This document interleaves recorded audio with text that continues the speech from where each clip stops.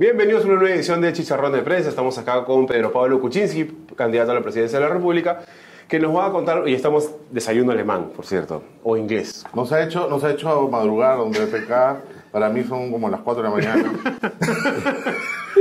Y va a estar bien simpática la conversación. Ya venimos con el siguiente bloque, con el primer bloque.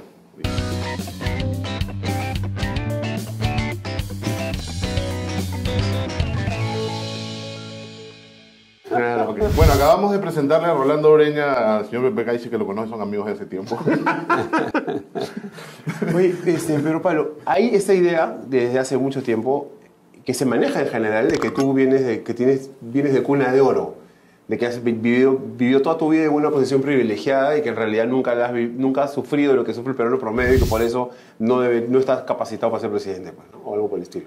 Bueno, yo creo que hay muchas versiones, pero la verdadera es que yo no me crié en una cuna de oro. Mis padres eran profesionales, mi padre se ocupaba de la lepra en la selva, un trabajo súper arduo, duro, y nosotros vivíamos como gitanos, un poco de una casa a otra. Vivimos en Iquitos un tiempito, en Puno, y luego éramos gitanos aquí en Lima, porque alquilábamos la casa 6 meses y se acababa la plata, había que buscar otra casa. Y entonces a mí me pusieron en el internado, el Markham, que... Pero si se acababa la plata, ¿cómo te ponían en el Markham? Bueno, ahí había que raspar y... Pero de hecho, su papá, de alguna forma, tenía algún tipo de ideas socialistas, me parece. Mi papá era bien cercano a los trabajadores, creo, ¿no? Sí, él era muy socialmente progresista, ¿no? Y incluso cuando salió de la cárcel de Odría en el año 49 pensó emigrar a China, porque tenía amigos en la revolución de Mao Zedong. De hecho, había trabajado en Rusia. Había trabajado en Rusia en los años 20. ¿Y no heredó usted esa ideología, digamos? Yo le quería preguntar, ¿qué pasó? De viejo cojo, ¿cómo es? De viejo progre. De papá cojo, hijo bailarín. No, pero sí heredé el aventurismo, porque a quién se le ocurre dejar el Banco Mundial, regresar al Perú, dejar Nueva York, regresar al Perú, meterse a gobiernos donde le pagan $200 de sueldo. Usted entró al Banco Mundial muy jovencito. 22 años. ¿Cómo llegó a los 22 años al Banco Mundial? No había curso de verano todavía, ¿no? No, pero entré al Banco Mundial porque ellos hicieron un experimento. El Banco Mundial... O sea, esto de los experimentos no es nuevo. En la década de los 50 era un refugio de viejos colonialistas británicos, holandeses, gente de Washington, todos eran gente mayor. Y el directorio dijo, bueno, pero aquí vamos a tener que rejuvenecer esta organización, ¿no? Y dijeron, bueno, vamos a hacer un experimento, a ver si gente joven encaja aquí. Y dijeron, vamos a crear un programa de jóvenes profesionales, así se llama, un poco lo que hicimos en el Banco Central unos años después. Y primero vamos a experimento con un chico. Y yo fui ese uno. Sí, el primero. Después al año contrataron a otro. Y a los 3 años empezaron el programa de jóvenes digamos profesionales. que parte de un piloto. Claro, ¿no? Pero en el programa de jóvenes profesionales buscaban gente más cerca de 30. Digamos, cuando me contrataron a mí, yo creo que se equivocaron, porque vieron 22 años. PPK era el pulpín del Banco Mundial. Sí, yo era Pero también lo que nos preguntábamos nosotros también mientras hemos leído su biografía y su historia, es también fue bastante joven para el BCR. Digamos, en los estándares normales, una persona que de pronto llegó de otro país, de otro tipo de trabajo, directamente a trabajar en el gobierno. Claro, Javier Otero, Fernando Schwalb, Carlos Rodríguez Pastor. También eran chibolísimos. Bueno, Javier Otero no, pero Carlos sí. Y me convencieron de regresar del mismo Banco Mundial. Aquí llegué y al a los 2 días crisis cambiaria, en fin, todo eso lo he escrito en un libro que todavía se usa. ¿Cómo así tu interés por la política? Porque toda la vida hay también la sensación, así como había la sensación de que habías nacido en cuna de oro, que eres un tecnócrata. Entonces, un tecnócrata es que alguien que no se mete en política, o incluso hay la idea que tiene cierto desdén por la política. Claro, a mí lo que me pasó es, obviamente, con esta experiencia del Banco Central, que no fue una experiencia política, claro, pero terminó después del golpe del 3 de octubre, mi cumpleaños, del 68, ese día cumplí 30 años, ¿no? Y la alta gerencia estaba afuera, en Washington, y yo me quedé encargado del banco. Me llamó Velasco a Palacio y me dijo, ¿a dónde está la plata? Porque antes de eso me habían venido a buscar a la casa. Claro, antes de eso había ido con Ulloa a recorrer Europa a buscar préstamos, digamos, ¿no? A refinanciar la deuda. Por si acaso, para los que no entienden, refinanciar no es que te dan más plata para pagar tus deudas, es que te dan unas condiciones nuevas para seguir pagando lo que y que puedes generar un ahorro en términos de tasa y plazo. Eso es. O sea, y vinieron a pedir, ¿y dónde está la plata que han traído? Claro, porque Ulloa regresó, ¿no? Después de que yo había hecho el trabajo en Europa, regresó y dijo, traigo al país 800 millones de dólares. Le digo, oye, ¿dónde están los 800? Ese es el monto de lo que hemos refinanciado, claro, ¿no? Entonces, Velasco y compañía, Fernández Maldonado, todos ellos tenían la idea de que había 800 millones. Entonces, esa mañana del golpe, me vienen a la casa, abra usted la bóveda, pensando que la plata estaba en la bóveda, ¿no? Me costó un montón de tiempo. Llamé al secretario del banco, que no tenía teléfono. En esa época mucha gente no tenía teléfono. Tuvimos que ir a Magdalena a buscarlo. Al final dimos 100 vueltas a la izquierda, 40 a la derecha, etcétera. Se abrió la bóveda y había unos ladrillitos, ¿no? Entonces yo le dije al coronel Bailetti, ¿tú sabes cuánto vale cada uno de esos? No, ahí están las reservas. Pero en realidad no estaban ahí, estaban en Nueva York. Ok. Claro, y entonces Velasco, desconfiado, me cita a Palacio y me dice, ¿a dónde está la plata? Oro, ¿no? Y yo le digo, bueno, la plata pues está... en realidad no hay plata, ¿no? Pero digamos, después del golpe, usted se va del país. Después de unos meses, ¿no? Pero hay toda esta historia de la maletera. De la maletera del carro, que usted se va a Ecuador porque hace una transacción con la International Petroleum Company. ¿Qué fue esa historia que no aparece, digamos, en la historia oficial de PPK? No, eso de la IPC es un cuentazo. Nosotros no tuvimos. Pero tampoco, sin embargo, no lo nombra tampoco como una de las causas de lo que uno de los golpes del golpe de Velasco, digamos, ¿no? Claro. Que me parece que también es importante. Claro, lo que pasó, el golpe en realidad se gestó porque Velasco quería dar el golpe y después se buscaron las excusas después, ¿no? ¿Usted cree que fue así realmente o es que hubo una tensión acumulada de problemas sociales, digamos, usted mismo lo leí ahí, hablaba de la CGTP y el APRA que no daban, más bien le hacían la guerra a Belaunde? Ya, ¿no? pero al final el APRA sí apoyó las medidas y Manuel Ulloa con Zapatón, Armando Villanueva, llegaron a un acuerdo. ¿Usted era amigo de Haya o no? De Haya, sí, un poquito. Entonces, como mi papá conocía a Haya, a Arcaparró, a todos ellos, dijeron, Manuel dijo, ¿por qué no vas y lo convences? Le explican las medidas a Haya. Porque era una persona bien abierta, sí, entonces yo fui a Alemania, donde él pasaba el invierno de aquí, verano de allá, en un hotel, y me senté en el hotel y en una semana le expliqué más o menos todas las medidas. ¿En Alemania o en Francia? Es bueno ser aprista. Es bueno ser aprista. Y el que arregló todo era un secretario de la embajada en Bonn, no Berlín en esa época, Víctor Manchego, un hombre muy, muy bueno.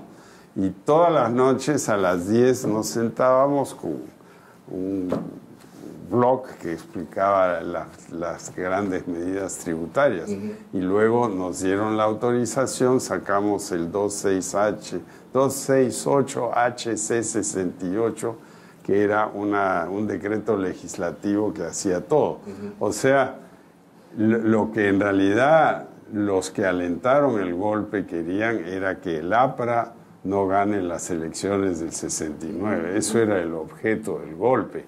Y luego se cambió todo eso a decir que era la revolución peruana, todo eso. Pero sin embargo ya venían algunos problemas de presión social. Usted estuvo en una hacienda trabajando cuando fue lo de la convención. Así es. ¿No? Y ahí se veía ya que venían problemas sociales grandes, ¿no? Aquí había presiones sociales como siempre las ha habido, mala distribución del ingreso, mala distribución de la tierra, etcétera, después de ese ¿no? tipo de problemas y de tensiones, la gente aplaude a un Velasco que llega y quiere tumbarse el modelo, entonces, no tanto como aplaudieron a Fujimori también. El plan, bueno, ahí viene el plan Inca, ¿no?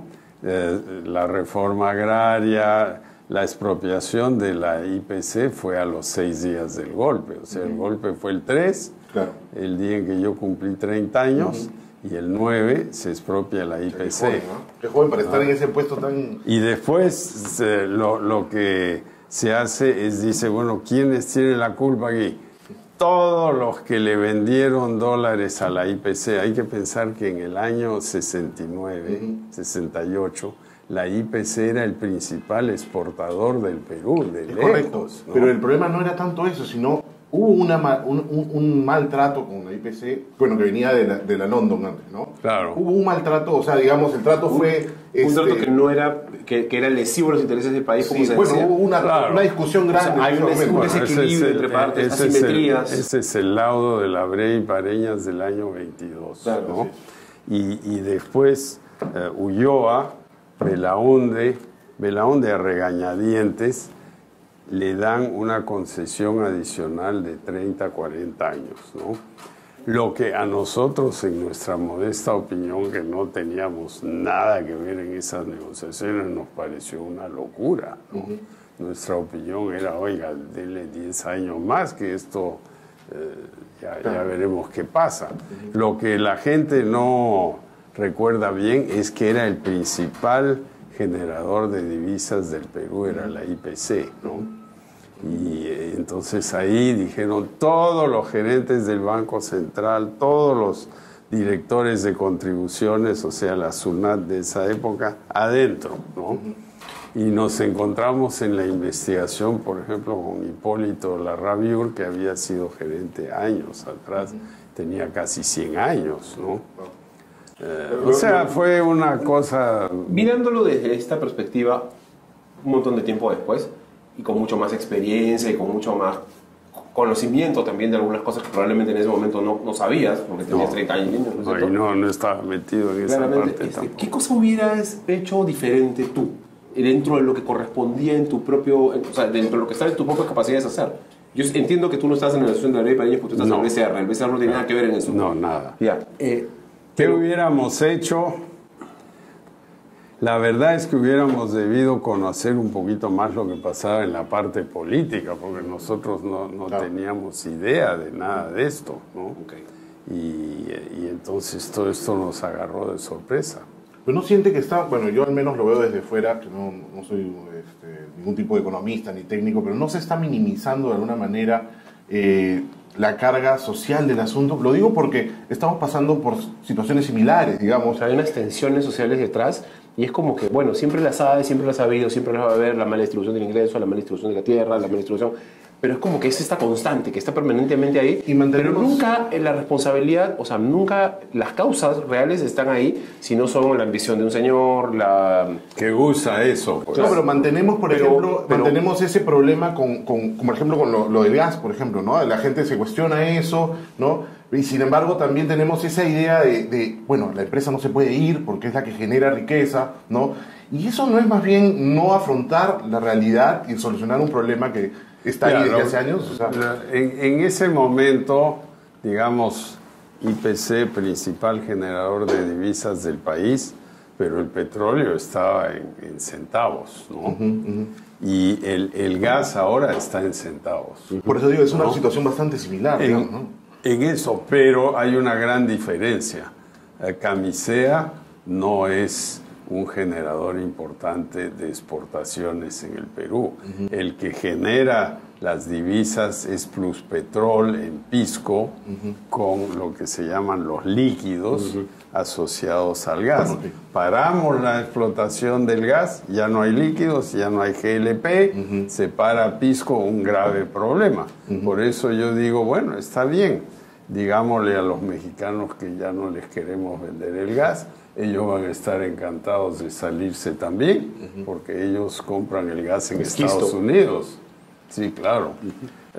Pero necesitamos tiempo, porque para hacer los tubos, los camiones que distribuyan el gas, estamos hablando de 3, 4 años. Entonces hay que buscar un esquema de transición, que eso no es fácil, ¿no?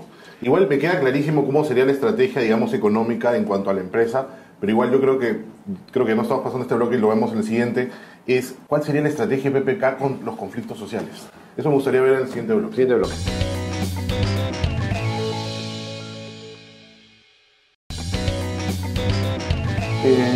Lo que acaba de preguntarme, Rey. Hay rico el sándwich, ¿no? Sí, bueno, no el refilo. Además con cervezas. Está con filo, vamos a refilo.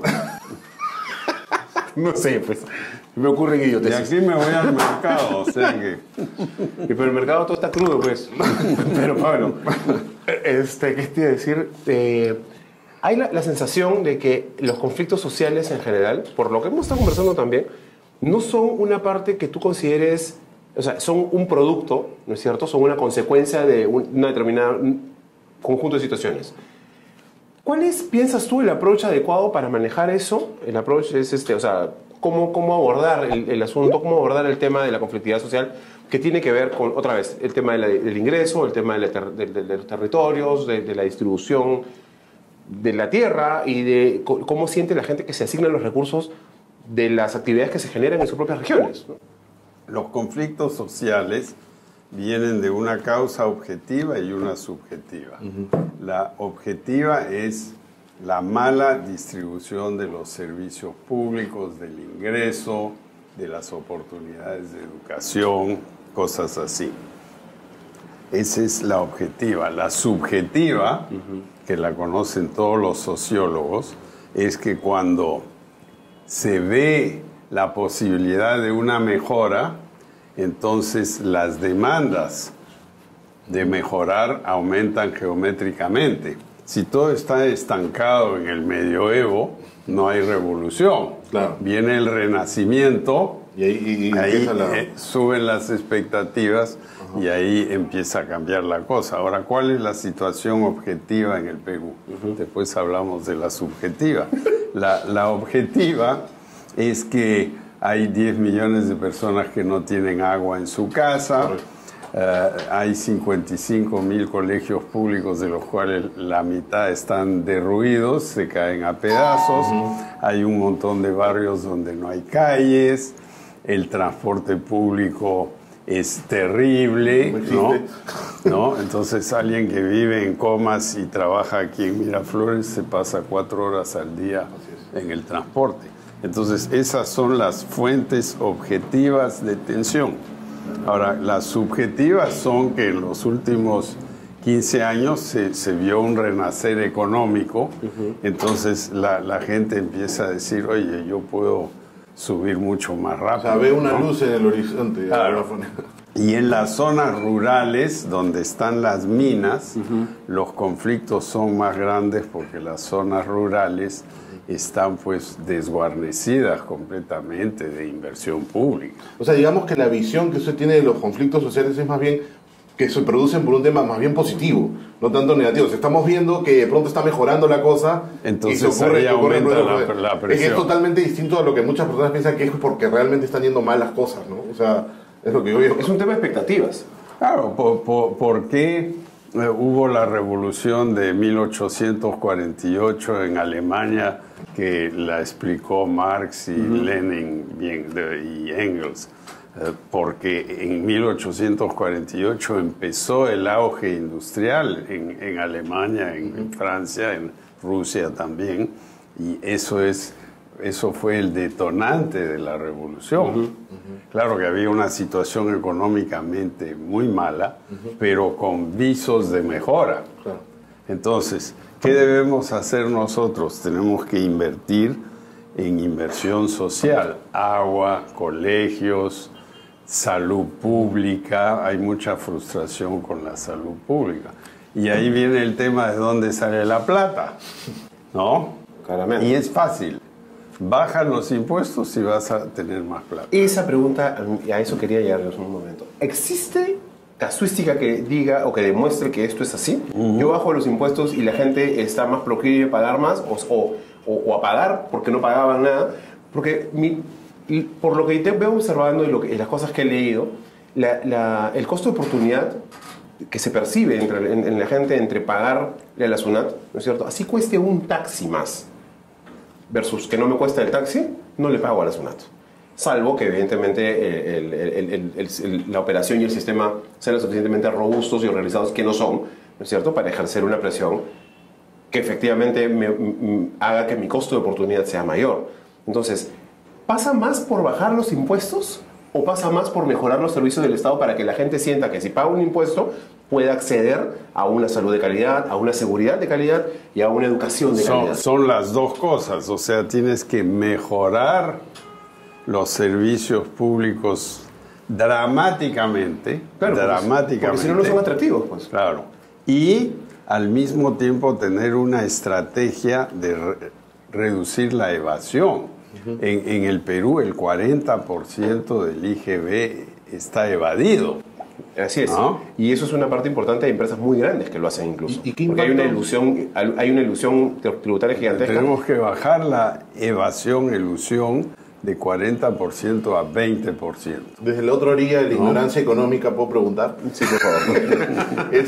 ¿Qué pasa con toda esa gente y todas esas actividades económicas que son totalmente informales? ¿Qué impacto habría ahí? Lo que pasa con ellos es que si bien hay mucha evasión, elusión, lo que pasa es que ellos no pueden patear el IGB a nadie, claro, porque como no han comprado con factura, no pueden pasarle ese 18% a alguien. Entonces ellos están agobiados porque están pagando un impuesto a la venta, claro, ¿no?, al IGB de 18%. Casi la quinta parte de lo que venden está secretamente grabado, ¿no? Entonces eso los ahoga, claro, y al ser informales no tienen acceso al crédito. Entonces, ¿quién les da crédito? El habilitador, que te cobra 10% por semana, claro, claro, mientras que el banco te va a cobrar 15% al año, ¿no? Bueno, pero a un informal no le cobra 15% al año. Mi banco cobra tasas de 100. Estamos hablando de informales, ¿no? Mi banco te presta desde 25 soles, ¿ah? No es Cherry, por si acaso, pero en serio. ¿No te puedo creer? ¿Y de 25 soles? Tienes experiencia.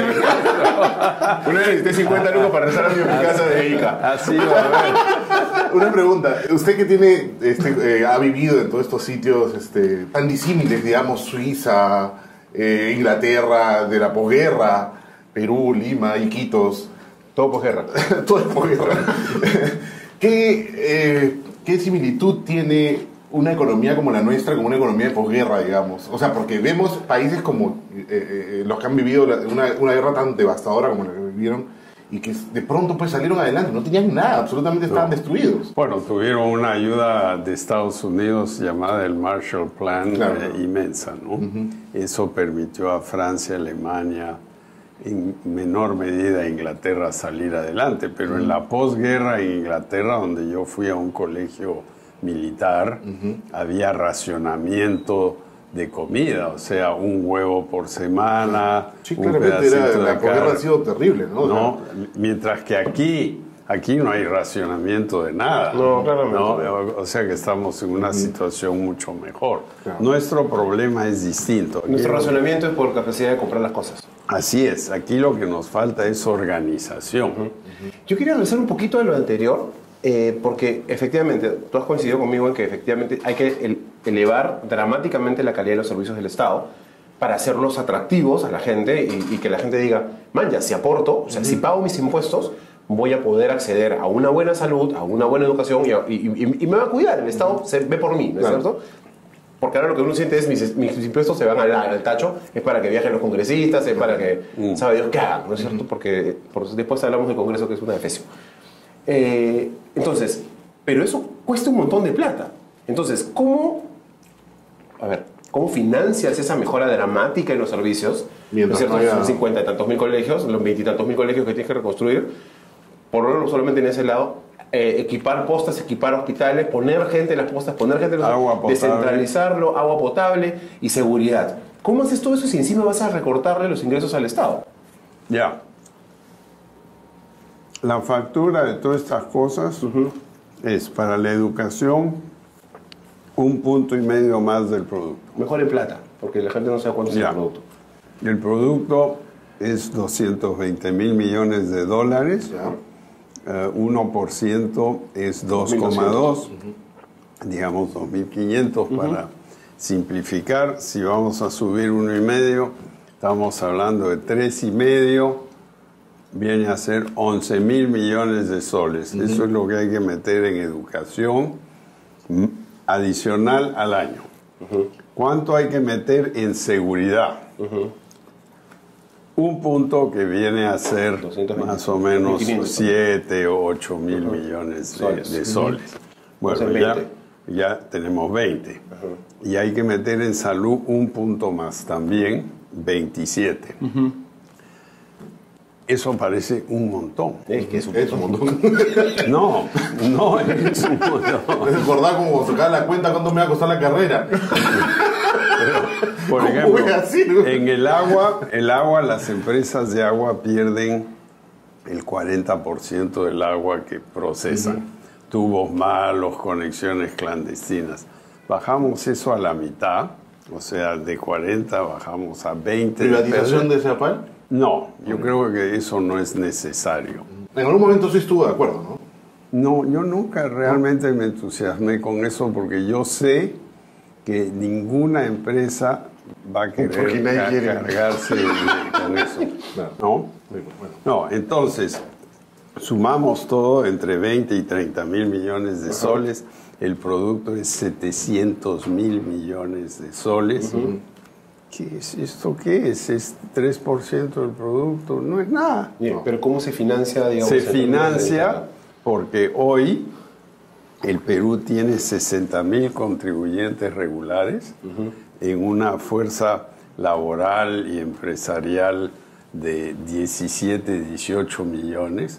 O sea, los que están pagando impuestos es un grupo diminuto, ¿no? Claramente. Entonces tenemos que ampliar la base. O sea, digamos, la estrategia es ampliar la base. Pero la estrategia es ampliar la base mejorando la calidad de los servicios públicos. Primero mejoras la calidad. De ahí reduces la tasa. Y después reduces la tasa y en ese orden, ¿cierto? Claro. Porque reducir la tasa por sí solo, además en una época de desaceleración económica tiene mundial. que ser un plan. Claramente. Por ejemplo, a los chiquitos le decimos, tú te formalizas, ya.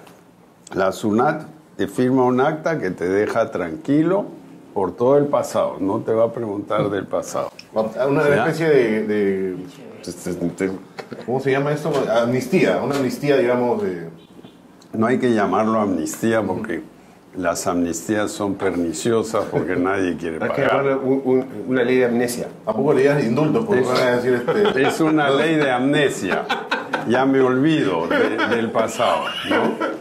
Y la SUNAT firma, yo te digo, impuesto a la renta 10% por 10 años, 10 por 10, bajito en vez de 30. Y si no quieres firmar eso porque es muy complicado, te voy a dar 2,5% de tus ventas. Ok. ¿Ya? Facilito. O sea, tú aquí, este programa La Mula genera X. Cambié nombre, genera X al año y vamos a tomar 2% de X, agarras tu declaración simplificada, nombre, la mula, RUC, tal, DNI, eso, aquí 2% y aquí está el cheque. Está bien. ¿No? Bueno, regresamos con la mula el siguiente bloque y vamos a hablar un poco más de la política y cómo ve Pedro Pablo las cosas de hoy. Las cosas de hoy.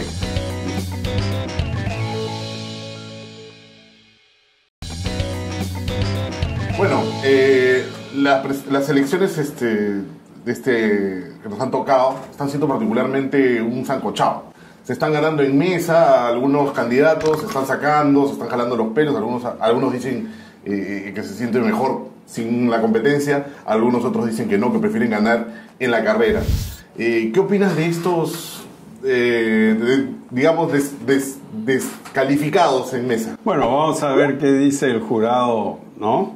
Supongamos que dice, están anulados estos dos caballeros. Bueno, se acata la dirección del jurado. No, claramente, eso es cierto. Y supongamos que dicen no, ellos pueden seguir. Igual se acata la dirección, la decisión del jurado. Una pregunta, a mí me genera una duda el asunto este. Están apareciendo de varias organizaciones, incluso del nacionalismo, porque decían pues que Guzmán era el topo de Nadine, ¿no? Cualquiera que está en el número 2 ha sido el topo de Nadine, tú también has sido el topo de Nadine. Claro, tú, Acuña, todo el mundo decía el topo de Nadine. Y si es que Barnechea pasa en segundo lugar, va a ser el... No, Barnechea le han puesto que es el topo del APRA. Ellos mismos le han puesto topo. Eso es más probable.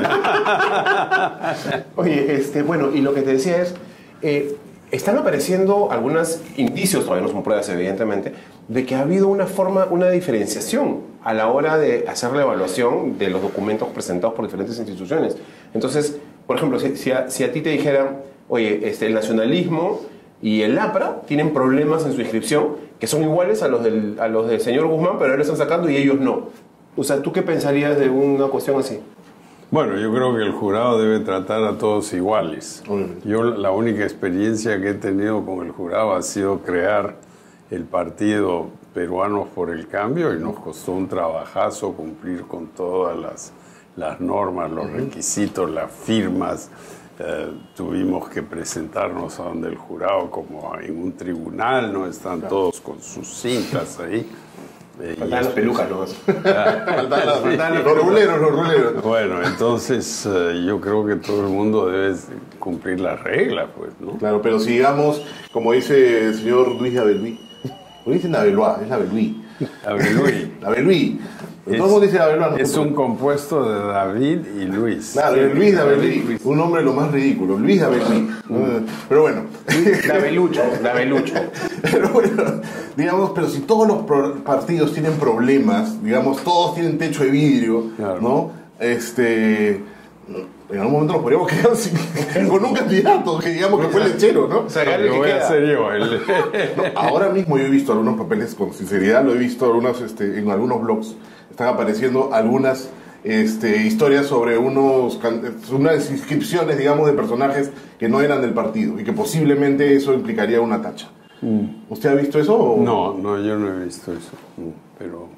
Para inscribirse se supone que la ley es que la gente del mismo tiene que ser inscrito por firmar la misma persona del partido, ¿no? Pero hay unas firmas que pertenecen a personas que pertenecen a otros partidos. A otros partidos. Uno creo que es Acción Popular, el otro no recuerdo qué partido Callao es. Bueno, yo no conozco el detalle, pero hemos tenido un ex funcionario del jurado trabajando con nosotros en todo este proceso, claro. O sea que hemos sido súper cuidadosos. El APRA también tiene un funcionario del jurado. Pero todavía tiene jurado. Corta, eso no se dice. No, pero es mentira, es una broma, es un chascarrillo. A mí lo que pasa, me llama mucho la atención también es esto, ¿no? Y que me parece que hace peligrar todo el proceso. Y es todas estas cosas y estas manchas que están apareciendo sobre los propios miembros del jurado, que es la institución encargada de garantizar la transparencia y la idoneidad del proceso. Y eso lo termina deslegitimando de alguna manera. Entonces, usted, por lo que acabas de decir, Pedro Pablo, yo entiendo que dices, mira, lo que decide el jurado se acata y se acabó. Y tenemos que, obviamente, tener un jurado de calidad, ¿no? Pero ¿qué pasa si yo te digo que uno de los jurados tiene un socio que le consiguió un avión a Alan García por $5.000 con plata de los Sánchez Paredes? Y después te digo que hay otro ahí que el otro, no ese mismo, sino otro, fue jurado fue miembro de la comisión de narcoindultos de Alan García. Y después otro de ahí pidió $200.000 para comer. Entonces, seguiríamos pensando igual del jurado. Evidentemente nada de eso está aprobado. Problemas de Alan García. A eso voy cuando digo que tienen un asesor del Tribunal Nacional que todavía no van a cerrar. No, pero yo creo que en general, con estas posibles excepciones que podrían ser muy importantes, que son 3 de 5, si se demuestran, ¿no? Hay que demostrar. Claro, eso sí, eso es verdad, no está demostrado. O sea, digamos, está contando rumores. Claramente David está contando cosas que se dicen por ahí. Pero, de prensa, no, ahora hay que acatar lo que decide el jurado, pero que lo decida rápido, porque... Eso es la otra cosa, estamos a 30 días de las elecciones y no sabemos cuáles van a ser los candidatos. Sí. Ha habido muchas discrepancias entre los mismos candidatos también sobre el tema de las encuestas, ¿no? ¿Tú qué piensas de las encuestas? ¿Se tiene que haber encuestas? Porque mucha gente dice, no debería haber encuestas, no debería haberse nada, porque eso ocasiona un problema y una tergiversación de lo que... No, está bien que haya encuestas. Lo que pasa es que en América Latina hay muchas encuestas politizadas, donde las preguntas se hacen para tratar de buscar un resultado en particular. Otra cosa que ocurre en América Latina, sobre todo en el Perú, es que los encuestadores son comentaristas políticos. Eso devalúa el valor de la encuesta. En Estados Unidos, ABC, Quinnipiac, Pew, etcétera, sacan su encuesta y los comentaristas de la televisión, de los periódicos, dan sus comentarios. Pero no sale nada de Pew a decir nada de eso. No. Ni siquiera las proyecciones de lo que se va a ver. Ahora, las encuestas en todo el mundo a veces se equivocan. ¿Qué pasó? Claro que sí. ¿Qué pasó en Inglaterra? Cameron ganó una mayoría mucho más grande de la que pensaban. Decían que iba a perder. Y acaba de pasar con Bernie Sanders también. Claro. Que ganó, al final. Ganó. Claro. Y pasó en Canadá, donde se decía que Justin Trudeau no iba a llegar y llegó por un margen amplísimo. Yo personalmente creo que las encuestas son una cifra que debe servir para poder utilizarlas de manera estratégica. Claro. Pero no son, pues, para colocar en la prensa como titulares. Y yo creo que el problema no son las encuestas, sino la prensa que realmente coloca como titular un número que la gente que está a pie no tiene la capacidad de poderlo discernir. Ahora, hay encuestas y encuestas. O sea, en el periódico publican 1, 2, 3, ¿no? Claro. Pero la verdadera encuesta es una cosa así, y se ve el voto duro, el voto blando. A eso voy, ¿no? O sea, ves una parte de la historia que es la que es muy fácil de manipular, agarran, ¿no? Una cosa muy resumida. Y se descontextualiza. Claro, totalmente. Y ¿cómo vamos al tiempo? Ya, vamos al siguiente bloque y ahí vemos el último de la cosa.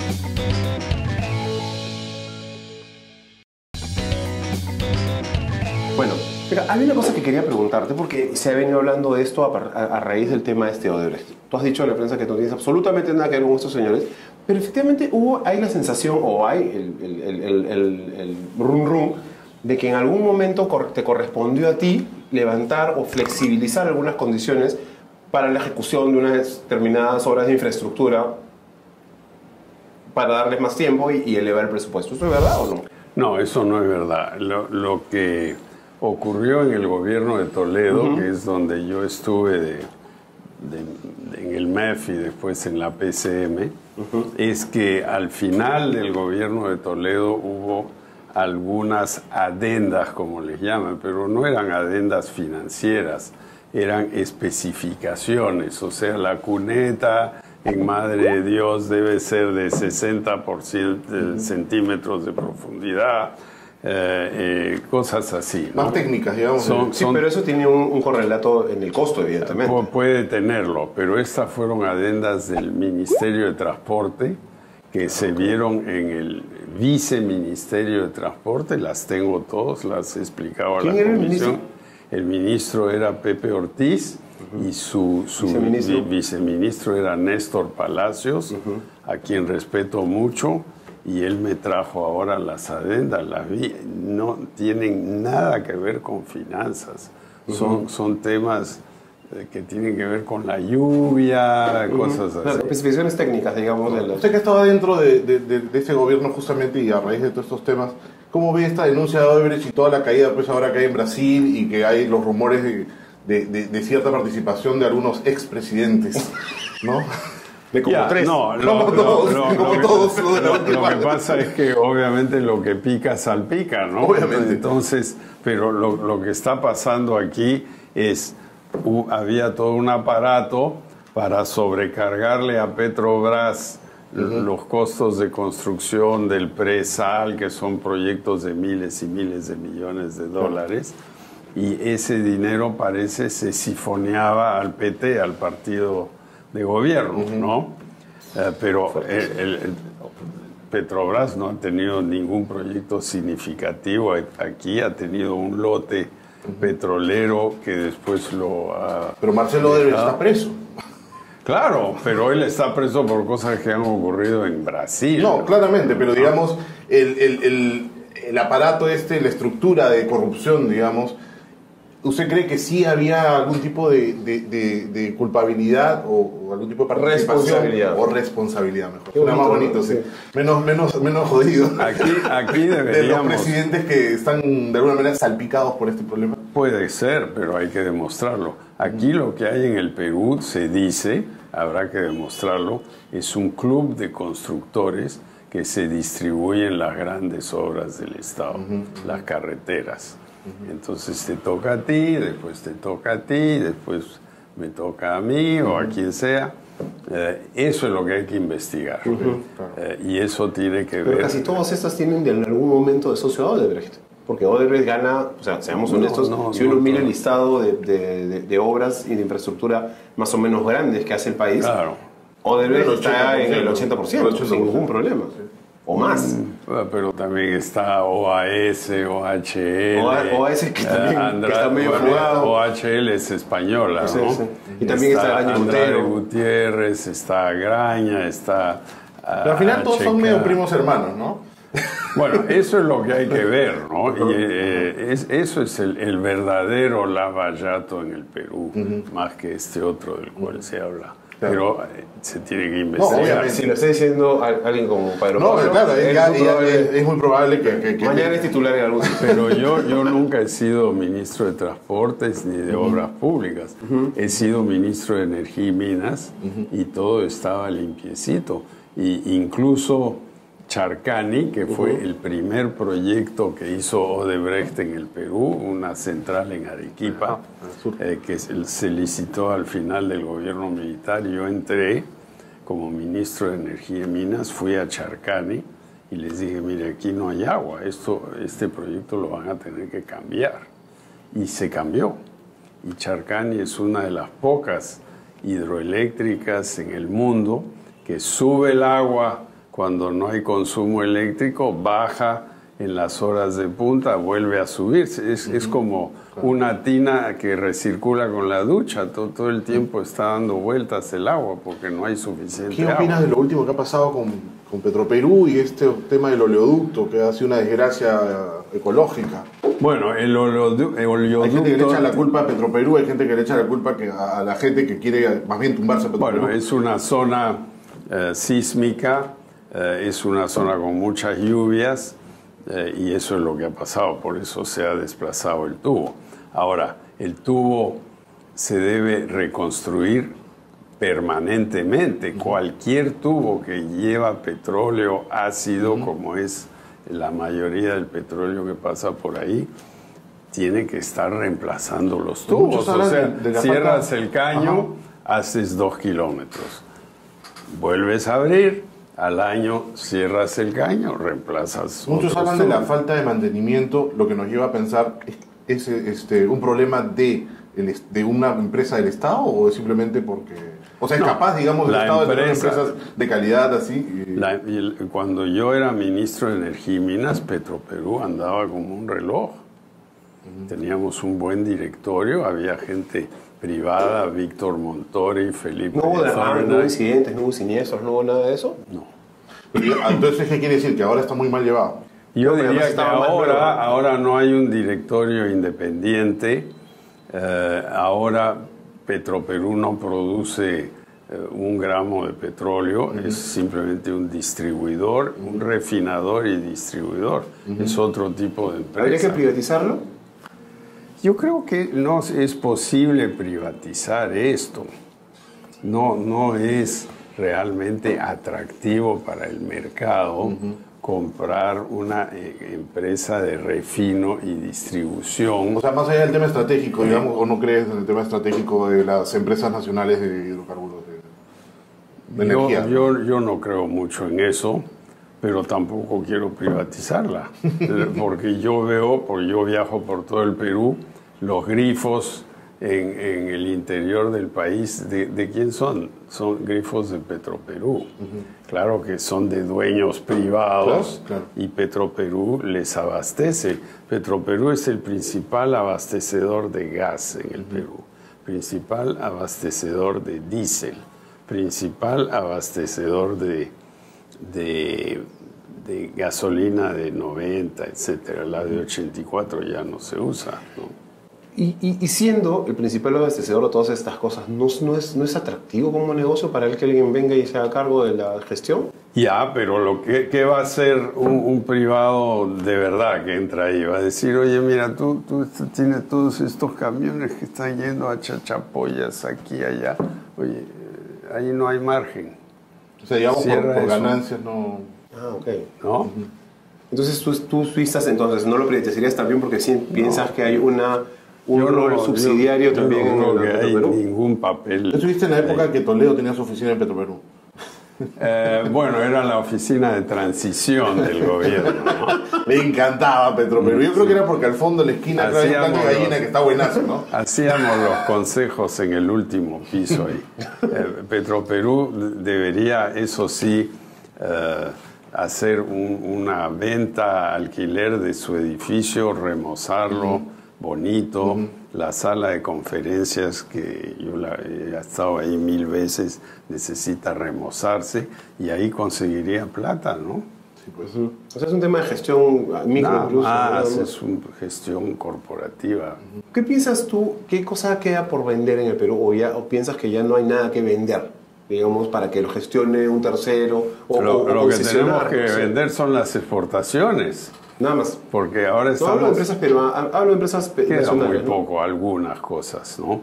Pero muy poco. Yo pienso que estamos exportando médicos, enfermeras, en vez de exportar cobre refinado, espárragos, arándanos.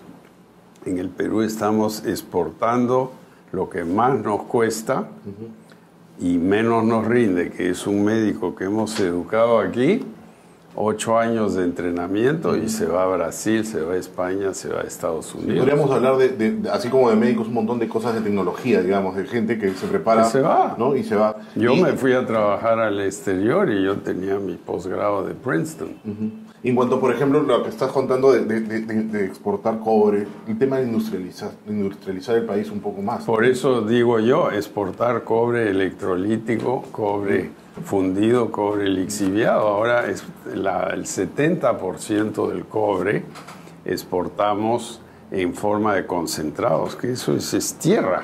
Que ni Rolando aquí acepta eso. Ni en la época de Rolando exportamos. Bueno, Una última pregunta ya para cerrar y para irnos. Y estamos cerrando la orolla ajá. por no querer arreglar un problema que es netamente financiero, ¿no? ¿Ah, sí? A ver. Claro, porque la empresa está muy endeudada, pues, ¿no? Ah, bueno, eso claramente, ¿no? Pero además no solamente está endeudada, tiene un montón de problemas. No, problemas de medioambientales, Tiene un problema que social vienen enorme. de hace tiempo. Todas las Claro, de Minero Perú, desde que empezó, desde antes incluso. Centromín. Centromín. Muchísimas gracias, Pedro Pablo, por haber venido. Ojalá que te haya gustado la cerveza y los pasitos. Bueno, pero ahora se va al mercado central a comprar pollo. ¿Por qué decía que iba a comprar pollo? Vine con Rolando ahí Bueno, gracias. para que él pruebe los jugos que me van a dar. Listo. Chao. Chao. Chao. Listo.